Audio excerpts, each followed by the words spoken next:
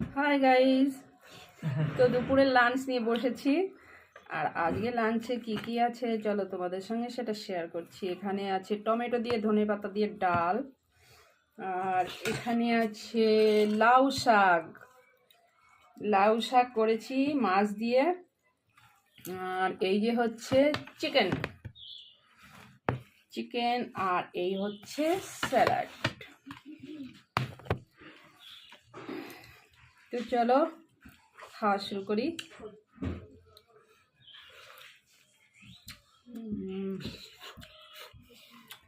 অনেক দিন পর টমেটো দিয়ে ধনেপাতা দিয়ে ডাল খাচ্ছি, অনেক দিন পর।